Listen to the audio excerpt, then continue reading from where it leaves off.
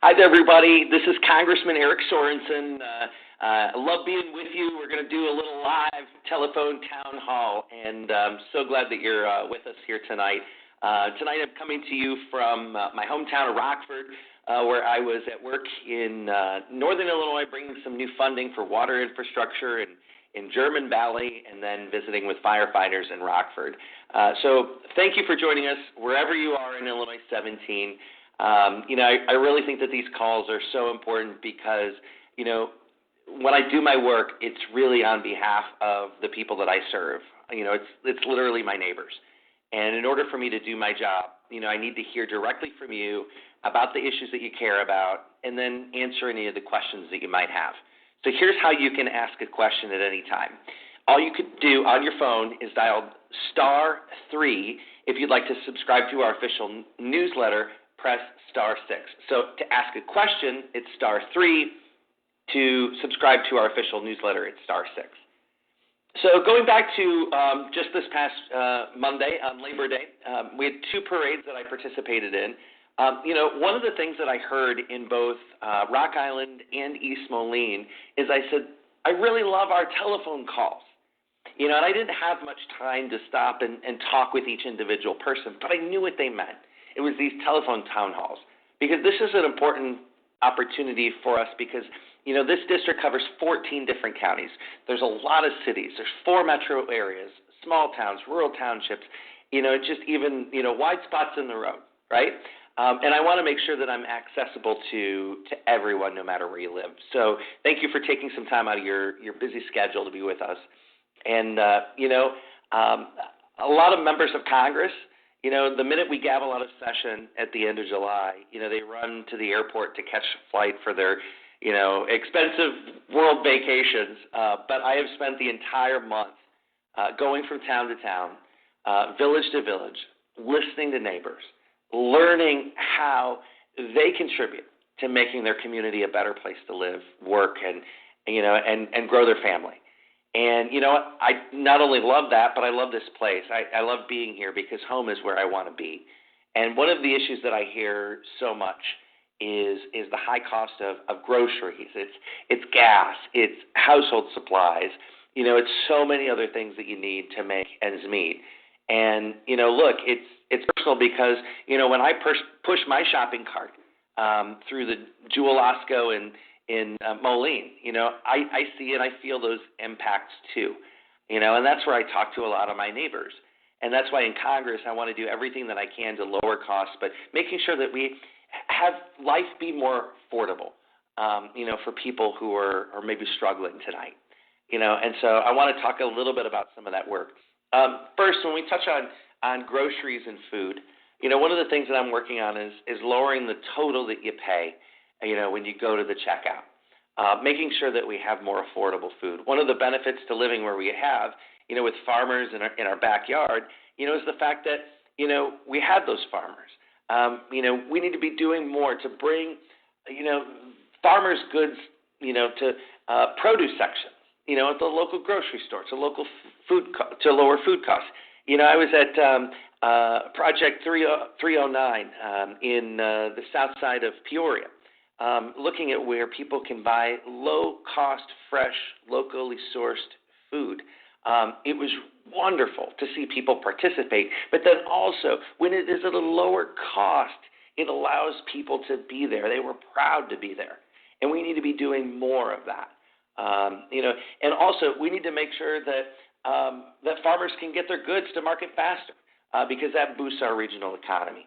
And so over the past month, I visited with farmers all across the district, and we're working on a farm bill that's 6 years old. I sometimes joke, what if we were all working off of an Android or an iPhone that was from 2017 or 2018? We'd all get real frustrated, right? Quite simply, a farm bill from 2018, it doesn't work today for our farmers and our consumers. And, and that means that there's higher prices, when it goes all the way to the food that you buy at the checkout. So on the House Agriculture Committee, I'm working across the aisle to make sure that we pass a bipartisan farm bill that empowers Illinois farmers and will lower food prices for families. I did want to touch on prescription drugs because that is another thing that is really inflated right now. When I go and pick up my own prescriptions at Jewel Osco, I see how these prices fluctuate. And my own pharmacist tells me the stories about, our own neighbors. When you go up to the counter and people look at the medications in the orange bottles, and then they have to slide those orange bottles back to the pharmacist because they look back at how much the food costs in their shopping cart. This shouldn't be happening, especially when it comes to, a medication that is life-saving, that you need to survive. And so one of the things that I did, and I got right to work in Congress, was introduce the Stop Games Act. It fights back against this corporate greed by big pharma, because what they're doing is they're slowing the opportunity to get generic drug options to the pharmacy. And so we need that passed, and I'm going to see to it that we get that passed, because as long as I'm in Congress, I'm going to work to lower the cost of health care and prescription drugs and make sure that we expand access to care. And I do want to talk about gas prices. I'm thankful that gas prices are, lower than they were this time last year. But you know what? I'm working on a bipartisan way to reduce how much you pay at the pump, especially as we enter the colder months, to make sure that you can afford to even heat your homes. We didn't have an all-of-the-above approach when it comes to energy, so that we produce more fuel across our region. We bring down the cost for families, and honestly, it's all about making our generation and making our place, our hometown, sustainable for the next generation. And that's why I introduced legislation that would have prevented big corporations from even just shipping natural gas overseas if it meant that there were going to be higher prices for you. And those are the things that I want to make sure that, we stand up for. And you know what? Over the past year and a half, I've been working across the aisle. I'm one of the very few, maybe even the only person that was elected to Congress with no background in politics. So you know what that means? I can work with Democrats and Republicans. We can work on bipartisan solutions, anything that we can to lower the cost for working families. And in fact, just last year, I released my plan to cut costs for working families, and you can find it right now at sorensen.house.gov. And a lot of those ideas, they've either got passed by the House or signed into law. But honestly, there is so much more work that needs to be done. And I always say that it doesn't matter if there's an R or a D behind someone's name. I pride myself on being one of the most bipartisan members of Congress. And I'm going to work with anyone to solve problems, because that's really, when you look at it, the things that are getting solved right now in Congress that maybe you don't hear about on nightly news, the bipartisan things are the ways that work today. And so I do want to give you a reminder. I'm going to pass it over to our mayor of Rockford in just a moment, but a reminder here that if you'd like to ask a question, press *3, and if you'd like to subscribe to our newsletter, press *6. We do have a couple of special guests, some colleagues of mine, some good friends, and some good elected leaders that I respect, that I wanted you to hear from them as we talk about some of the issues and we answer your questions. And so I want to welcome Mayor Tom McNamara of Rockford and State Representative Sharon Chung, who represents the 91st District in Illinois General Assembly, which covers McLean, Peoria, Tazewell, and Woodford counties. And so thank you both for being here tonight. First, I wanted to turn it over to Mayor McNamara of Rockford, who's going to talk about some of the ways that he's worked at the local level to keep costs down for our neighbors here in the Forest City. And so, Mayor McNamara, thanks for being here, and the floor is yours. Thank you, Congressman Sorensen. Really honored to be with you and all of your constituents this evening, and thank you for just being an ardent advocate for all the residents of this area. It's great to have someone in Congress who knows the residents of the area. We in Rockford are working really hard to keep costs down while also increasing the opportunities for our residents. So a couple of things that we've done, Congressman, is we have created an agreement, and we are putting fiber optic cable in front of every home, business, and organization in the city of Rockford, and this is going to be reducing costs. Talk to a widowed woman just about 3 weeks ago, and she was paying $160 for her internet and cable, and now she's paying just $60. So through that agreement, we saved her and many others about $100 per month, which now with internet being a basic necessity, it's absolutely critical for us to continue that path. We're also, with tremendous help from you, Congressman, we are providing the full cost of lead service line replacements, which is, as you know, $5,000 to $12,000 to replace all of the lead service lines, which makes us a healthier place, but also makes us make sure that we get clean and safe drinking water to all of our homes. We also have not increased property taxes in the last 8 years. We've actually reduced them over the last 8 years, saving our residents $72 million. And if you already are a Rockford resident, we have a critical home repair program that we now replace critical needs that you may have. You may have moved into needing a wheelchair, and we'll help build that ramp for you free of charge. All you have to do is commit to living in that home for 3 more years. We also created a program that if you want to build a new home in Rockford, we'll rebate your property taxes and waive all of your permit fees.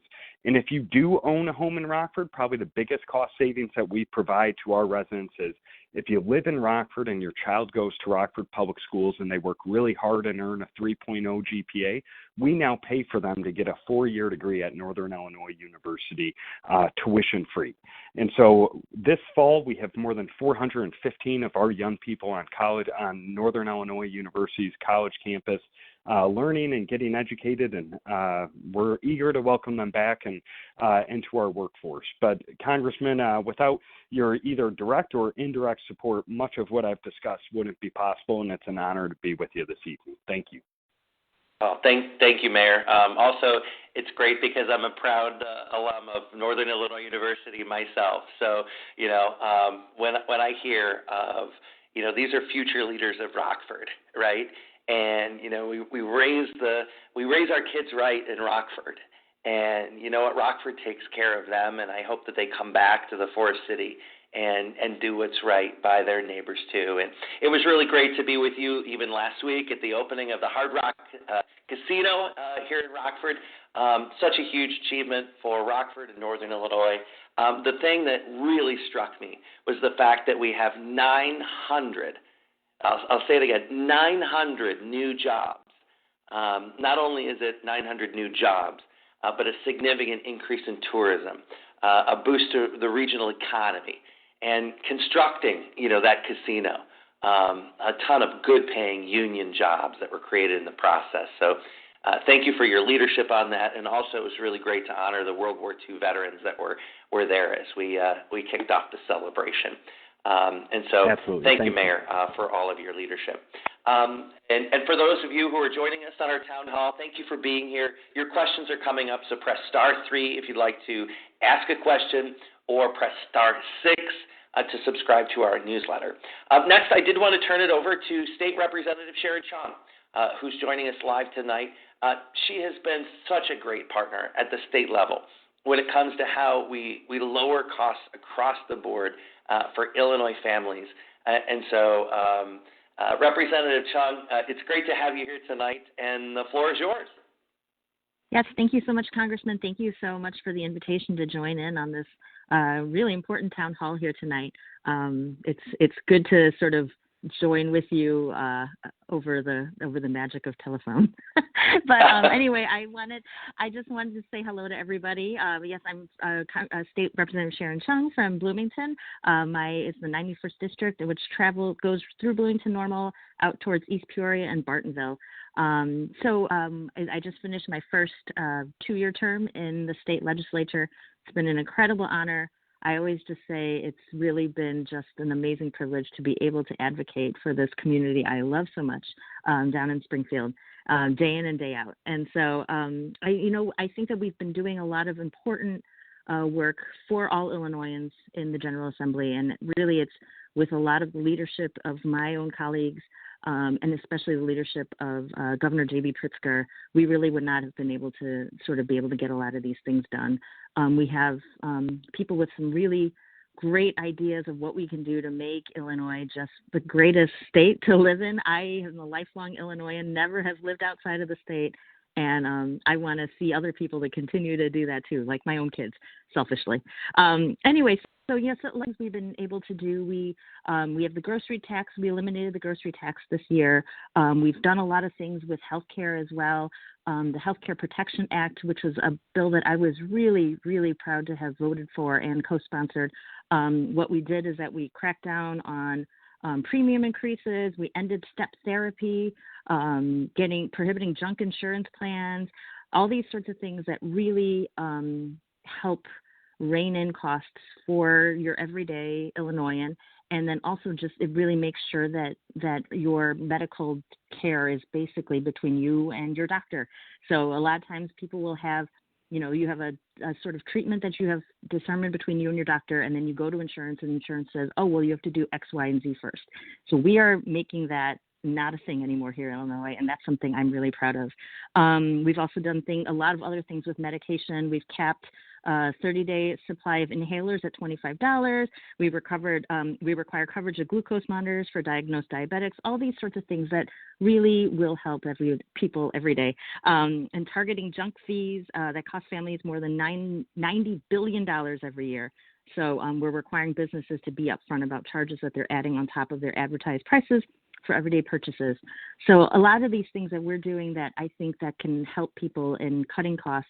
We also were able to, I was advocating for the child tax credit here in Illinois as well, which we were able to do.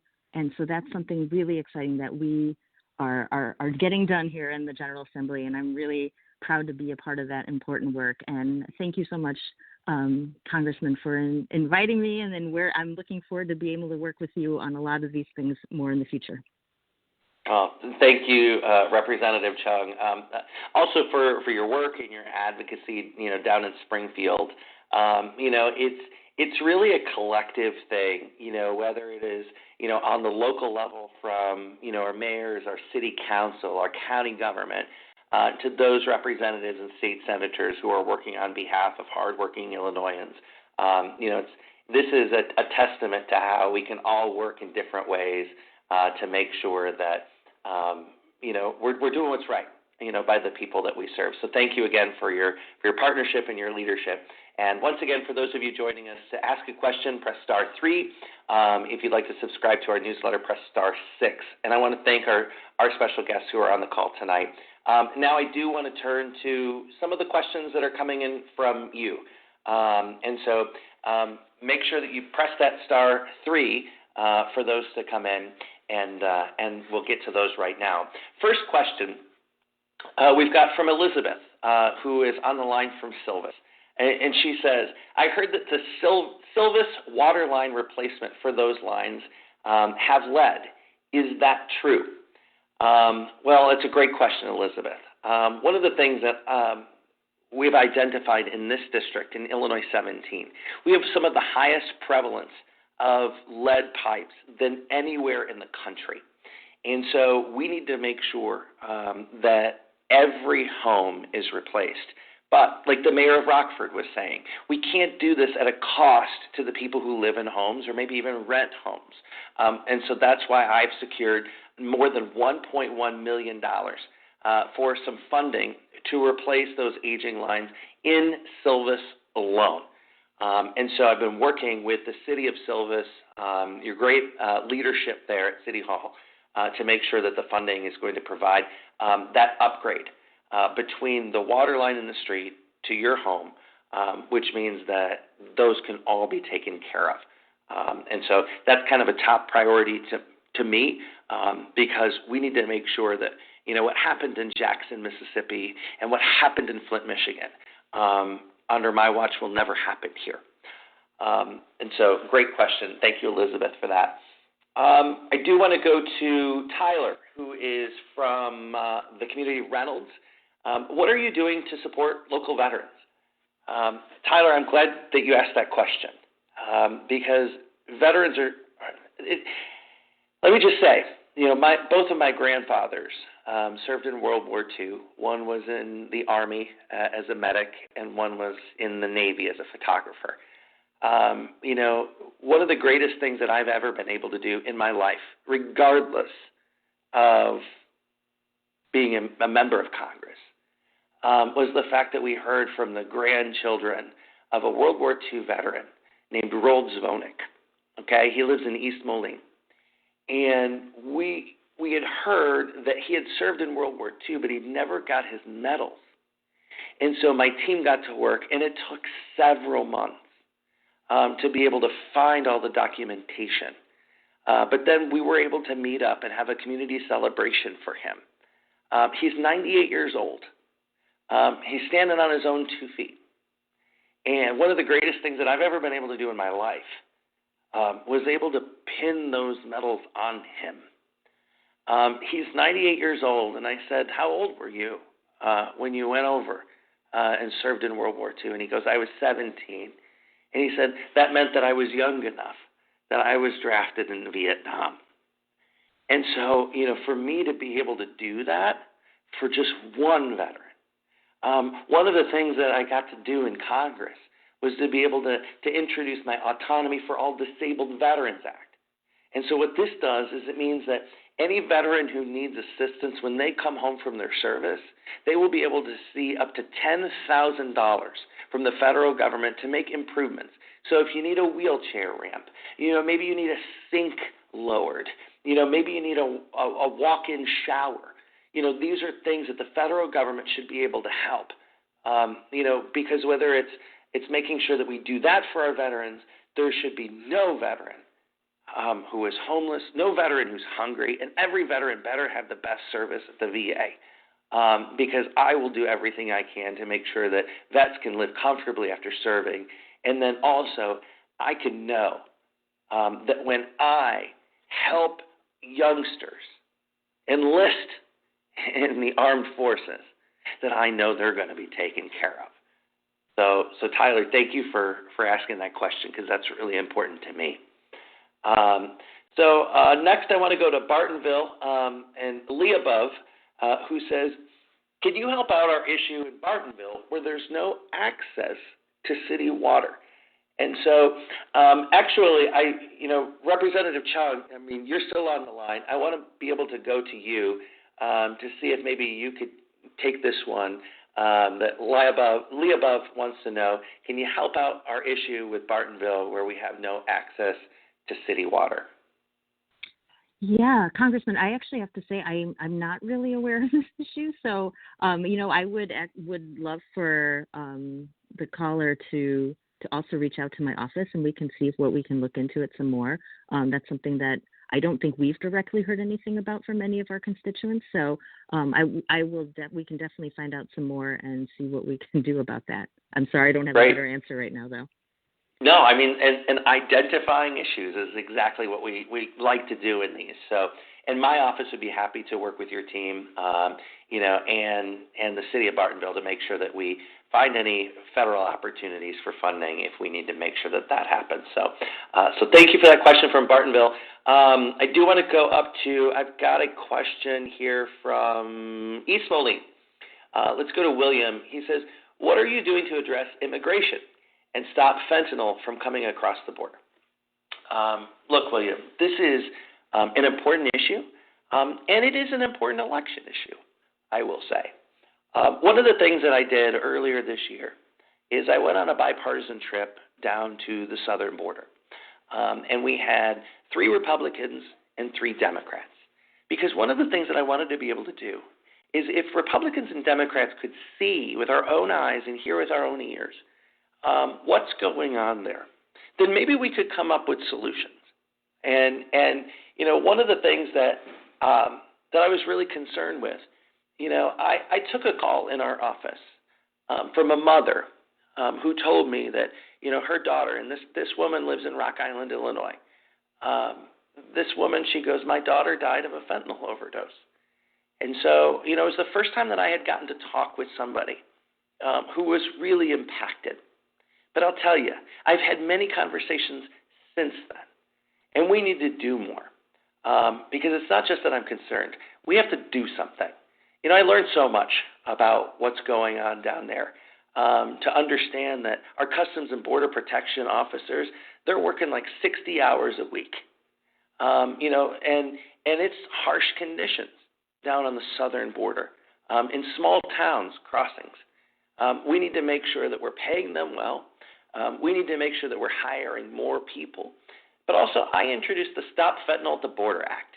And also, I worked across the aisle with Congresswoman Chavez DeRemer, so that we could get this bipartisan, a Democrat and a Republican coming together to increase the funding, the technology, and the staffing to find the fentanyl when it comes across the border. Because you know what? I have an obligation to do something, and I am doing something. Our bipartisan bill has even been endorsed by the National Fraternal Order of Police, which includes over 300,000 law enforcement officers and one of the largest police organizations in the United States. And so we're going to continue to advocate for this bill. And whether it is here, in the next few weeks, the next few months, or certainly as we get into the first part of next year, we're going to get that passed. And I'm going to continue to advocate for solutions about doing what's right. Because, look, two things. We need to make sure that we secure the border. But number two, we need to make sure that there is a lane for the people who want to immigrate to our country and become American citizens. Because you know what I get to do tomorrow? I get to speak in front of 300 immigrants who are becoming American citizens tomorrow. And I get to speak to them because they're going to be my new constituents, but they did the hard work to become American citizens. We need to encourage people to do the right thing. So I want to go to Hannah from Peoria.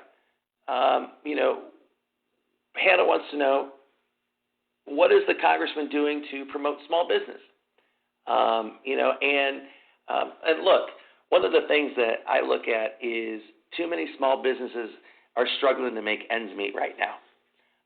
And small businesses, they're our backbone of our local economies. One of the things that I do is I like to go to small businesses and visit to small hometown mom and pop shops to talk with them, especially to find out how they got through the pandemic. And now we're on the other side. How can we continue to fight for small businesses when we ask so much of them during the pandemic? We got to be able to give back to them. And so, I do want to maybe punt over to Mayor McNamara because, one of the things in Rockford that I see are so many smaller businesses rise up. Whether it's out on the far east side, out toward Perryville and Mulford, or it's right downtown. Seeing so many of the small businesses lining up, it's really remarkable, Mayor, that you could drive down East 8th Street in the heart of of downtown, and you don't have empty storefronts. You don't see a for rent sign. And so talk to us a little bit about that, if you can.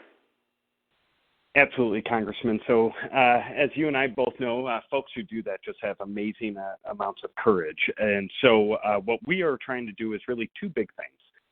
Well, I would say three. One is that we want to get out of their way, and we want them to know our processes. So we have something called Business First. We bring in every government body, the quote-unquote bureaucratic red tape. We bring everyone into a room, and this happens once a month. It's absolutely free of charge. We meet with by appointment with entrepreneurs, and we tell them what they need if they when they have the location that they're looking at, so that they don't have to continue to come back to the city or to the health department or to the sanitation district, so that they know everything up front when they're walking into their new storefront. We also have what we call Think Big, which will be the City of Rockford's first ever Women and Minority Entrepreneurial Accelerator program. They've already graduated hundreds of entrepreneurs, already opened more than 20 brick and mortar storefronts in our city, and we are investing in their programming, but we're also now investing in a brand new small business incubator on the west side of Rockford. And the last thing that we do is we provide them capital. So we partner with the Rockford Local Development Corporation, and we provide often loans to small businesses, and often, if it comes directly from the city, potentially even grants. But often loans when banks may not feel that a group may be ready to be invested in, we work with them. And then also with your help, we work with the Small Business Development Center through Rock Valley College and Nate Jordan, who's out there, and he's done great work. And you and the federal government have done a wonderful job of funding our Small Business Development Center. That's been critical for so many small businesses. Thank you, Mayor, for that. And also, back to Hannah's question from Peoria, I think one of the lessons that I have found, since the pandemic, and I think, we as neighbors have to really understand this, is, there's a place for a big box store, but you know what? When we can buy in our own hometown, when we don't have to drive, when we can spend our tax dollars right here, we get those sales tax back invested into the community. And so sometimes it's in our own best interest to make sure that if we have to make a purchase, that we're doing it by supporting our small businesses. Also, I support legislation that would make sure that we can change the tax code so that we can prioritize small business owners. And next year, we'll be working on an updated tax code. And we need to make sure that, whether it's working middle-class families or seniors or small business owners and all across communities like ours, that you can dream big and you can make it here. And so thank you for that. That was Hannah from Peoria. I want to go to Bloomington now to Jennifer. She asks, quote, how can we help unify the country, regardless of what party you belong to? We have to fix the divide. You're exactly right, Jennifer. And look, I'll be honest with you. I spent 22 years as a weatherman. I didn't play in politics because I wanted to make sure that I was the most impartial person that I could, and it was part of my journalistic ethics to do so. But look, we need to make sure that when we go and vote, that we're going and voting for a person, not for a political party. I welcome people, that when you fill out your vote coming up on November 5th, that you're going to vote on all the columns. You're not just going to go straight down on one side. That you get to know the person. You see how the person is doing their hard work. But then also, I get to be, the only member of Congress that election. And so I can help to bridge that divide. And you know what? I'll tell you, I ran into a woman at the grocery store about a month ago. And she said, are you our congressman? And I'll tell you, it was on a Sunday. I was in flip-flops and shorts and a T-shirt, okay? It's the way that I am. And maybe she was taken aback because I wasn't dressed like the congressman. And I said, yeah, and I shook her hand. And she identified who she's supporting for president. And it's not the person that I'm supporting. And then she said, could you talk to me a little bit more about why we're spending so much in Ukraine? I said, yeah, I can. I said, I'm listening to the folks at the Rock Island Arsenal. I'm listening to the constituents that are calling our office, that are reaching out to us, and I hope you do. But also, I'm listening, to what we need to do to support another democracy. I said, it's as simple as taking a 20-year-old drone off the shelf and replacing it with an American-made new drone on the shelf so that it supports our troops. And I said, and you support our troops, right? And she said, of course I do. And I said, yeah, there's an alignment in our values, right? And then she said, well, and then Congressman, she goes, and then you voted for the Farm Bill. And I said, I'm going to correct you. I voted for the GOP Farm Bill. Why did I do that? Because I listened to our farmers. I listened to our producers. I listened to our food banks and our urban farmers. And you know what? It is good enough for my yes vote because I'm not going to go to Washington to be a Democratic representative. I'm just going to be the representative. I was one of only 4 Democrats to vote for it, and it was the right decision. And then she looked down and she said, and then she pointed to this poppy that she had on her purse, and she goes, our veterans. And I said, don't get me started about our veterans. How we can have a hungry or homeless veteran in this country. That's not good enough for me. And then this woman, she backed up a couple of feet, and she goes, you know what? I think I'm going to vote for you. And I told her, I said, it doesn't matter who you're going to vote for president, because I'm not here campaigning for the president. I'm here to do what's right by you. And that's what this has got to be all about. We've got to make sure that you get to know the person, and then that person is going to do what's right and align with you. I can't go any farther into, any elections, because this is on the official capacity of me as your member of Congress. But I hope you can see the value in that. I do want to go to Dustin from Milan. He says, do you have a plan to keep John Deere here in manufacturing in the Quad Cities? Well, I'll tell you, while the big convention was going on in Chicago, I actually was back in the district, and I had a meeting at Deere & Company World Headquarters. And I sat down with 4 of their leadership team, and I asked them, I said, with what's going on, we have so many constituents that are worried about their jobs, that we have so many constituents that are calling and saying, can you do something? And so I asked them, I said, are you going to move your headquarters from Moline, Illinois, where John Deere's been since 1844? And they said, we have no plans to do that. And so I'm going to hold them to their word. But then also, it's understanding that I don't want to see these workforce changes. I don't want to see more layoffs. So what can we do to make sure that we're shoring up our local workforce? And so they reassured me that there was going to be some better communication, as we go forward. And so I'm going to hold them to that. But then also to anybody that is impacted or worried, reach out to my official office. Give me a call. I want to know what you're thinking. I want to know what you're feeling. And I want to make sure that I can do what's right for you to make sure that we keep the manufacturing jobs here in the United States, and that we can still be proud of the history that John Deere has had, from Grand Detour in 1838 to Moline, Illinois in 1844. That we can be proud that the tractors we ride on or the implements that farmers work with are green and yellow. I want to go to James from Freeport.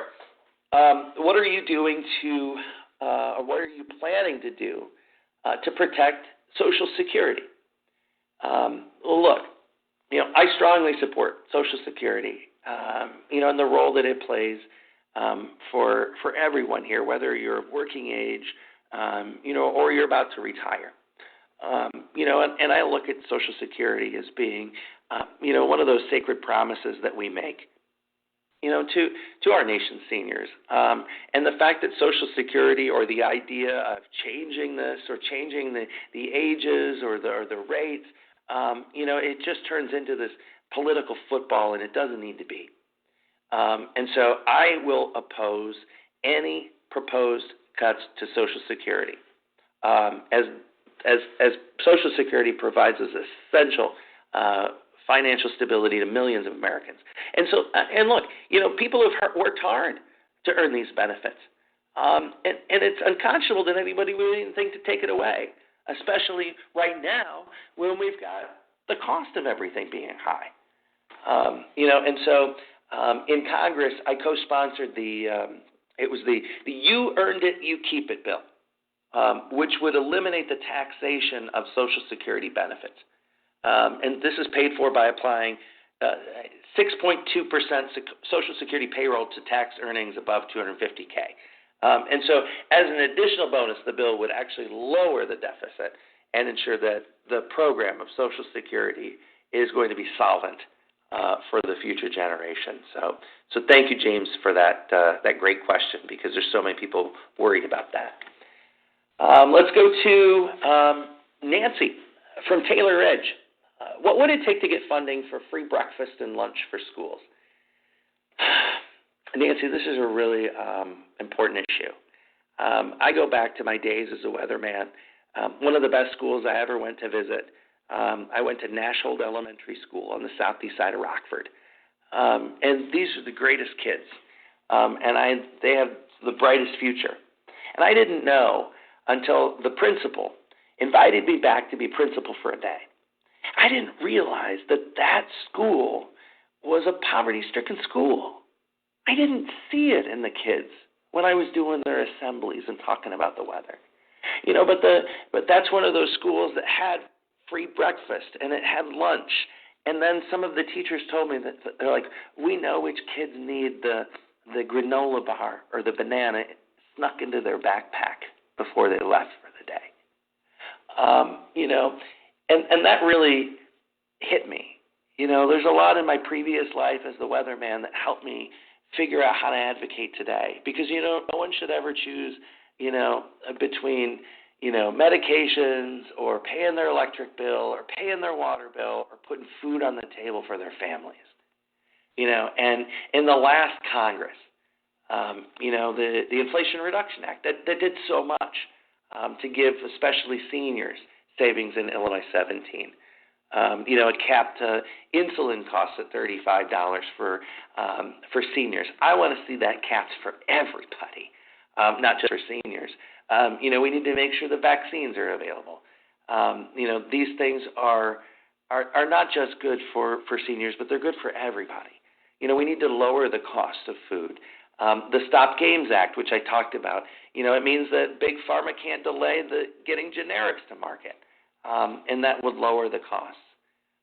But then finally, we need to make sure that when we talk about our kids, that we're doing what's right by them.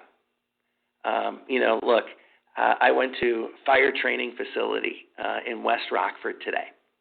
And that was so important to me, because we have to make sure that the next generation, those kids that are in middle school or in high school, that they can see that being a firefighter or being a police officer is such a noble profession. We have to encourage them to go do it. We have to make sure that our kids understand that, you don't need a 4-year degree to succeed, because you can do what you need to do, and there's training programs, and there's apprenticeships that are paid for by unions that don't put you in debt. And so those things are really important. So some of those things we need to make sure, but also we're fully funding school lunch programs, because it's not just a partisan issue. It's not a left or right issue. It's about doing the right thing. And so I do want to open this up, because this isn't just an issue. When we talk about breakfast and lunch for schools, this isn't just an issue that affects us on the federal level in Washington, D.C. It goes back to our city level. It goes back to our state government level. And so I want to go to Mayor McNamara first. Nancy's question, what would it take to get funding for breakfast and lunch in schools, and why is that so important? Thank you, Congressman, and really a wonderful question. And I will say here in Rockford, our school district does provide free breakfast and lunch.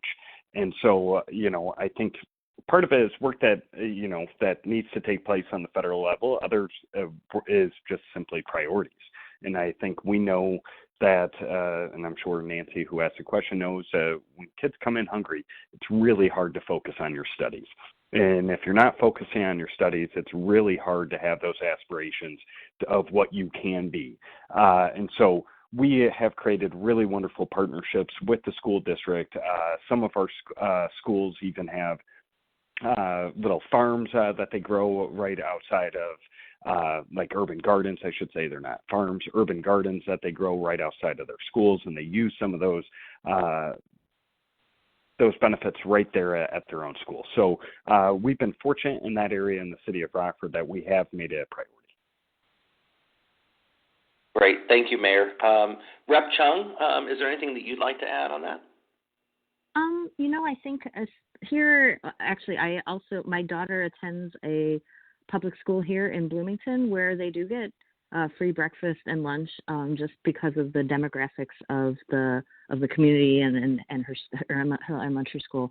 And I even knowing the teachers there, I know the benefit of having free breakfast and lunch for, again, just like the mayor said and you yourself said, Congressman, it's something that if children have full bellies, then they can learn, and that we're sort of, you talk about sort of the hierarchy of needs, but they have food, right, then they're able to learn and be able to do that one sort of worry is they don't have to worry about it. So, again, like the mayor said, it is about priorities, but, it's something that I know firsthand how important it is, especially for the kids at my daughter's school. So, it's something that I fully support. But again, it's just trying to see what we can do on the funding level for that. It comes down to funding all the time. Thank you, Representative, and thank you, Mayor, for joining us tonight. I'd be remiss if I didn't mention that just yesterday, I got to tour the Peoria Southside Mission. And, what was really great was at 2:30 in the afternoon, maybe it was 3 o'clock, time escapes me, to see all of the young kids in 61605 walk into the Southside Mission after school. And there were chicken fingers. They were being fed right then at 3 o'clock. And to not only talk to those kids who are in elementary school and junior high, but then talk to some of the leaders at the Peoria Southside Mission who used to be some of the kids who are now the leaders there to make sure that the next generation is being taken care of. It's so important. So I do want to give you a reminder here. As we wrap up tonight, it's just about 7:30. I wanted to make sure that you had an opportunity to subscribe to our newsletter. And so you can hit *6 right now. But I wanted to thank you for taking some time. Thank you for reaching out to our office when you need help with something, and that you don't wait until you get to the end of your rope. Also, I wanted to thank you for speaking your opinion, making our voice count. I think in this day and age, we need to stop talking about politics and we need to start talking about our values.